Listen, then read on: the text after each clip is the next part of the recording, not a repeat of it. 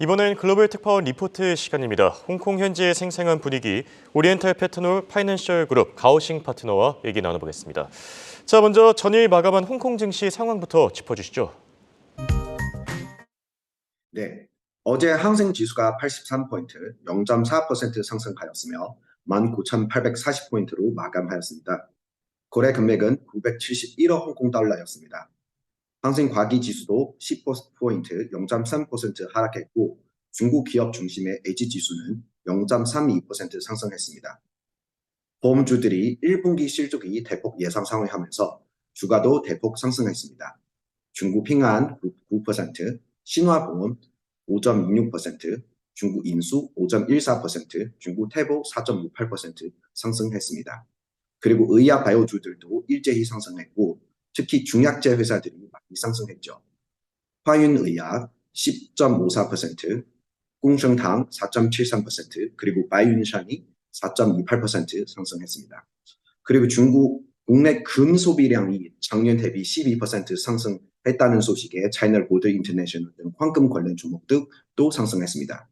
중국 기업 1대1로 정책으로 해외 인프라 건축 사업에 전격 참여한다는 소식에 인프라 관련 종목과 건축 자재 관련 종목도 상승했죠. 이 중 차이나 알루미늄이 무려 18% 상승했습니다. 마지막으로 중미 간의 불화 양상이 더 심각해지면서 테크주들이 압력을 많이 받고 있습니다. 어제 빌리빌리가 3.27%, 알리바바가 1.8%, 그리고 텐센트가 0.92% 하락했습니다. 이상입니다.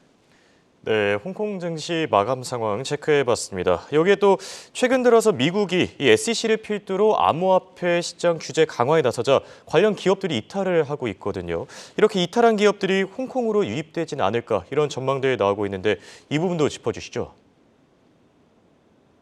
네, 맞습니다. 최근 홍콩에서 연달아 웹3 관련 대형 이벤트들이 개최되었습니다. 홍콩 정부는 꼭 가상화폐 거래소 제도를 명확히 하고 6월 1일부터 허가를 내줄 것으로 발표했습니다. 그리고 작년 10월 말 홍콩 가상자산 발전에 관한 정책 선언을 발표하고 크립토 우호 정책을 잇따라 내놨습니다.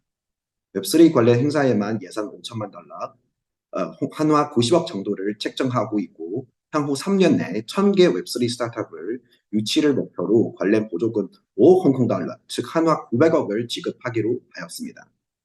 홍콩 정부가 현 시점에 이처럼 웹3 산업을 홍콩에 정착시키고자 하는 목적은 두 가지가 있다고 개인적으로 생각합니다. 첫 번째 바로 인기 모으기입니다. 2019년 오큐파이 센트럴 사건부터 코로나 기간 동안 홍콩에서는 많은 인재와 자본이 특히 싱가포르로 유출되었습니다. 3년이 지난 작년 하반기부터 본격적으로 리오프닝을 시작한 홍콩 정부에게 가장 큰 과제는 잃어버린 위상을 회복하는 것입니다. 전 세계의 인재와 자금이 다시 홍콩을 찾게 만들어야 하기에 무료 항공권도 뿌리고 대형 행사도 많이 주최하고 부동산 투자 세금도 놔주고 글로벌 인재에게 거주 비자를 쉽게 내주는 등 정말 여러 가지 방법을 동원했었죠. 그리고 두 번째 목적은 제 개인적인 생각이지만 중국 정부의 블록체인과 크립토의 샌드박스 되는 것이라고 생각합니다. 중국 정부가 자국 내 가상 자산 거래와 채굴을 모두 금지시켰으며 많은 회사와 인재들이 미국, 한국, 싱가포르 등 나라로 이탈하여 중국 정부의 치하를 벗어나게 되었습니다. 그러나 중국은 크립토와 블록체인 관련하여 자신의 영향력을 잃고 싶지 않습니다. 중국 국내의 정치와 금융 환경에서 관련 기술을 발전시키는데 어려움이 많습니다.